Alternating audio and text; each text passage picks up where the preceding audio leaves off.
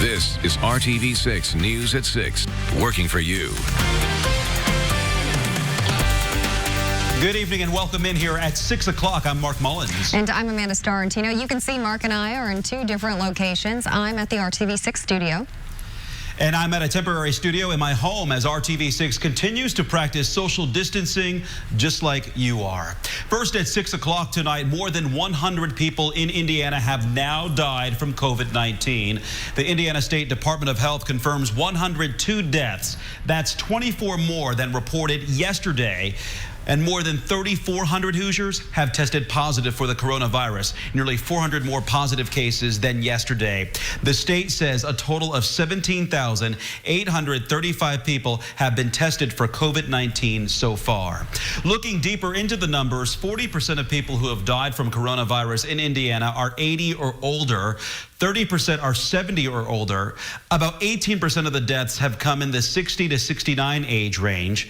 Still, no one under the age of 30 in the state has died from COVID-19. And breaking it down by gender, about 60% of the deaths are men and 40% women. Today, Indiana Governor Eric Holcomb announced that he will extend Indiana's stay-at-home order by another 2 weeks. It was originally slated to end April 7th. Now, a reminder here, under the stay-at-home order, you can go to the store, get medicine, go to work if you have an essential job, and you can go outside for a walk or to exercise if you practice social distancing. However, other than that, you are asked to stay home and away from groups of people. The coronavirus is hitting Indiana's economy hard. More than 146,000 Hoosiers filed for unemployment last week, and millions more across the nation did the same. Now, Hoosiers are looking for relief, but working for WRTV6's Cameron Riddle is finding out that relief is not coming right away when you can expect it to arrive. Cameron. Well, good evening. Millions of Americans are checking their mailboxes and checking their bank accounts for some much-needed unemployment relief now that the coronavirus pandemic has hit about just every single industry and has done so in a hard way. With that said, as this pandemic continues, there is relief on the way, but the timing on exactly when it arrives in your mailbox or your bank account will vary depending on what state you live in. When unemployment checks arrive, there will be an additional $600 attached thanks to moves by Congress that extend how long you can receive benefits in addition to increasing the payout amount. But Hoosiers who start receiving checks this month won't see that extra $600. Workforce Development Commissioner Fred Payne says the agreement Indiana has with the federal government is to start sending that money out in May. The commissioner did not say why those payments could not be mailed out prior to May, but he did say earlier this week that the state is making several changes to its computer systems, which will update who gets paid and when they get paid. More updates on that to come. At the State House, I'm Cameron Riddle, RTV6. Cameron, thank you. Today is the first day that small business owners can apply for financial assistance under a new program with the U.S. Small Business Administration. Last week, the president signed the CARES Act. It provides $376 billion in relief for small businesses. RTV6's Megan Sanctorum explains how one business owner hopes this can help keep his employees working. Many small businesses are now turning to the federal government for help as they work to make ends meet. But some say there are still a lot of unanswered questions and uncertainty about this program. Inside Hoosier Sporting Goods in downtown Columbus, you won't find coaches, parents, or any customers at all. It's the time of year when Little League and school track teams would typically be ordering gear.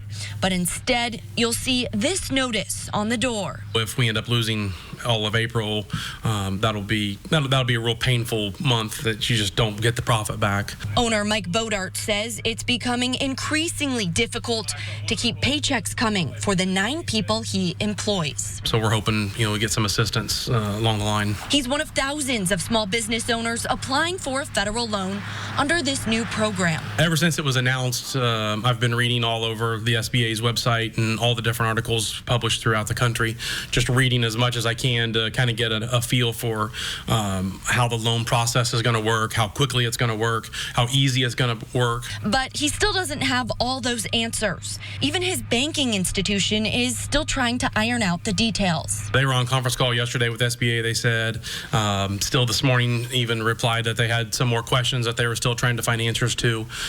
So it's just a big process. The CARES Act includes several temporary loan programs for small businesses. One of them is Paycheck Protection. It's designed to help small businesses keep employees on the payroll. Bodart says that's his #1 goal. It is the most important thing, and my wife and I have had that conversation that, I wasn't worried about the mouths at my house. I was really more worried about all the different people that we take care of, the different, husbands and wives and kids. Working for you, Megan Sanctorum, RTV6. It's still a struggle. You want to keep everybody working, and at this point, though, you only need a couple people in front and a couple people in back. As you make your dinner plans tonight, restaurants across Central Indiana need your support. Through RTV6's We're Open Indy initiative, we are putting the focus on businesses that are still serving customers any way they can during the pandemic. RTV6's Nicole Griffin is in Hamilton County with a closer look at a unique effort by one restaurant. On a typical Friday night, Fox Garden Kitchen and Ale here in Fortville would be getting ready for the dinner rush. But tonight, like many other restaurants, it's carry-out only. And we're finding out this is not the only way they are serving the community.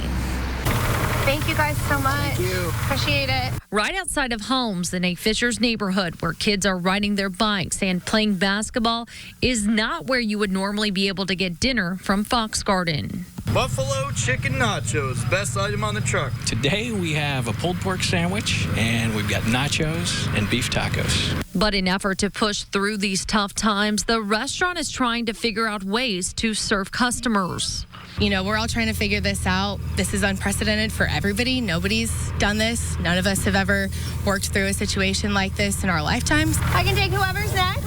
Over the next few weeks, the Fox Garden food truck will be in neighborhoods across Hancock and Hamilton counties, serving lunch and dinner. Eating at home 7 days a week is not super exciting, and it's a good break for the family and the kids get something different, and it's also good to help support the community as well. In effort to practice social distancing, cones are placed on the ground to keep people apart outside of the food truck. I think it's great. Small businesses like this that can think outside the box and do something like this will help keep their businesses going and keep some people employed as well. And starting on Friday, all 4 Fox Garden family restaurants are now open for carryout. Come see us. It's the only way all these restaurants are going to stay alive through this. Working for you in Fishers, Nicole Griffin, RTV6. And if you live in Hamilton or Hancock County and want the Fox Garden food truck to come to your neighborhood, we'll put the contact info in this story on the RTV6 app.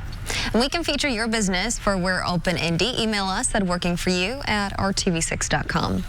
And as a record number of Hoosiers filed for unemployment, we're here for you, bringing you the companies that are hiring even amid the COVID-19 pandemic.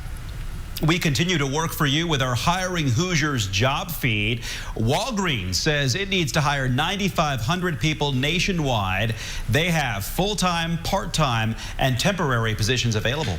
Pizza Hut is looking for 30,000 workers to fill permanent positions, especially as more people are getting food delivered during the coronavirus outbreak.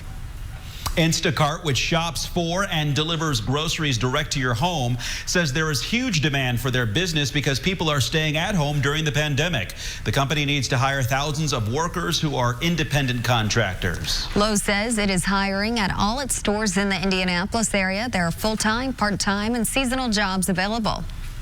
Alliance Healthcare, a company that provides home health care to seniors, is hiring for many positions. And we have links for you to apply for all of these positions up right now on hiringhoosiers.com. While you are there, look at the Hiring Hoosiers job board. There are dozens of other positions you can apply for as well.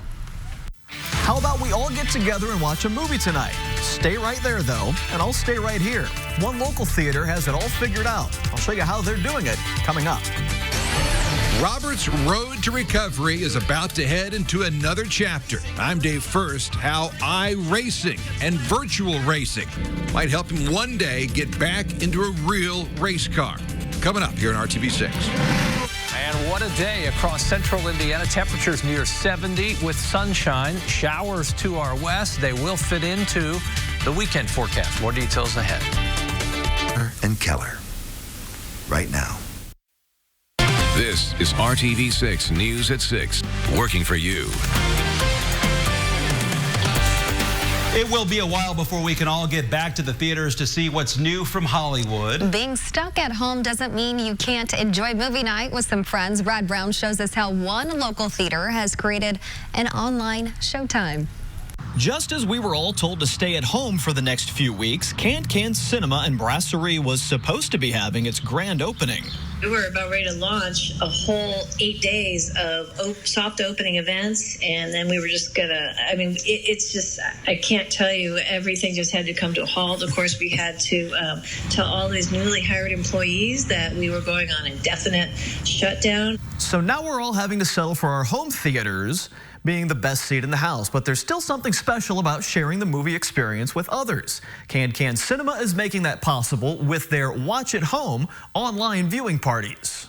Just the idea of forming a virtual community by all of us watching a film that's streaming on any streaming service. Viewers log into a Slack chat group and everyone starts streaming the movie at the same time. Then the conversation just goes from there. It's talking during the movie, sort of. But let's be honest, any kind of interaction feels pretty good right now.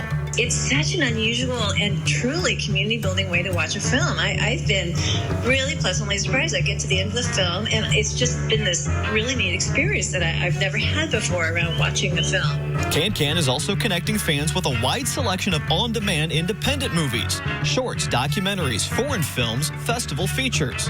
Just when you think your video queue is empty, Can is sure to have something more.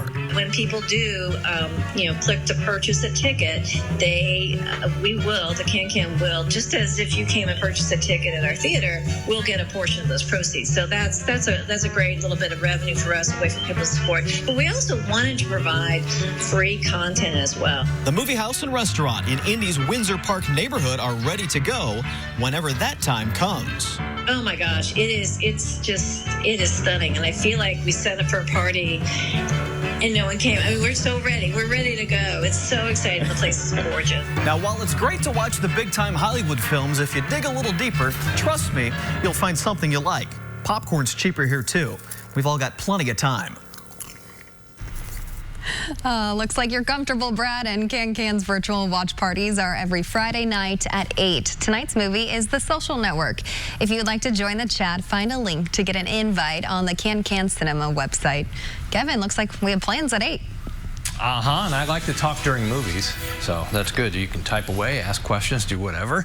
To the west, you see the clouds that are rolling in. That's the hint of a change. We had lots of sunshine today. Temperatures right around 70 degrees. That will change for the first half of the weekend. 74 in Bedford, there's a warm spot. 72 in Bloomington, lower 70s, Terre Haute and Sullivan. Eastern portion of the state, generally a little cooler, 63 in Muncie. What's ahead for the evening hours? You're beginning to see that already. Clouds will increase as we go through the evening, but we stay dry. Rain is off to the west. Relatively mild overnight. Temperatures that start around the 50-degree mark tomorrow just won't warm up as much. Afternoon highs will sit in the lower 60s both tomorrow and Sunday. Biggest difference between tomorrow and Sunday. The showers will be around tomorrow. We'll have lots of dry hours, but if you're working in the yard, you may get interrupted at times. Then on Sunday, we're dry. 7 a.m. tomorrow. Clouds in place. There are the showers. Western Indiana, 10 a.m. Terre Haute to Crawfordsville to around Peru. Sliding east, they fade away a bit, so light showers. Then they return as we get late in the afternoon into the evening hours. By 11 o'clock, those will be exiting the state. Your high is tomorrow, lower 60s. In the southeastern portion of the state, warmer air still there because the cold front's working its way from northwest to southeast. As you look at the 7-day planner, early next week, temperatures at 70 or above. Monday, Tuesday, and Wednesday, all 3 days. A daily chance for some rain. Then we'll cool it down again on Thursday and Friday. Mark? All right, Kevin, thank you for that. IndyCar drivers are looking forward to another virtual race tomorrow when they join electronically to race in Birmingham, Alabama. And for the first time, Robert Wickens will join them. It has been 19 months since his devastating accident at Pocono as he continues to get feeling and response in both of his legs. He can't wait to race again, whether it's real or virtual. Dave First now with the Sports Extra Spotlight. His rehab has been nothing short of remarkable. And Saturday, thanks to an Atlanta-based company called Simcraft, Robert Wickens is about to go into the next chapter of his road to recovery, virtual racing, with the rest of the IndyCar series. It's very early days. You know, the sim finally was set up by Simcraft. It finished yesterday at around 3 o'clock, so I was able to put a couple laps in last night for the first time. And it's weird. Speaking in a Zoom conference call along with Will Power and Graham Rahal, Robert has set up a steering wheel not unlike the one used by Alex Zanardi. The clutch and throttle connected to it, and to brake, he'll have a lever he'll grab off to the side. Although this is fun, I see this as the long-term project of getting me back into the race car. And I always knew that through simulation was going to be the best way to trial different handbrake configurations or paddle configurations. So this is really just step one of 100 to get me back into the NTT IndyCar series. In 2018, it didn't take long for Wickens to go flat out. A threat to win every week. Named the Indy 500 Rookie of the Year. Won over fellow driver. We've all witnessed Robbie's recovery over the last year and a half. How inspiring has that been for you guys? Man, he deserves to be back in the series. A tremendous talent that was going to be a champion. It's great to have him out here competing with us. The likelihood is he's probably going to figure this out and kick all of our butts, again. But hopefully we can keep up with him a little better on the sim than in real life. He may not actually be putting on a helmet and climbing into his race car, but there's no doubt some of the familiar feelings will return. I'm just excited to drive something. Last night was the first time I've driven any form of race car since the accident in Pocono. So even though it was virtual, it still felt pretty good. And chances are it will for everyone soon. Dave First, RTV6 Sports. Time for another RTV6 Senior Salute as we honor the spring sport athletes whose season has been abruptly cut short. And a shout out to Center Grove's Kaya Yeast, one of the fastest sprinters in the state. Finished third in the state meet a year ago, had the fastest 100 in the state trials, and no surprise, named All-State her first 3 years. She's heading to Louisville next fall, where the Cardinals will be flying unlike ever before. Good luck, Kaya. If you'd like to nominate a spring sport athlete, email me at dave.first@wrtv.com. Weekdays from 6 to 10 a.m. Thanks for making RTV6 your choice for news. Join us again for the news at 7. World News Tonight with David Muir is next.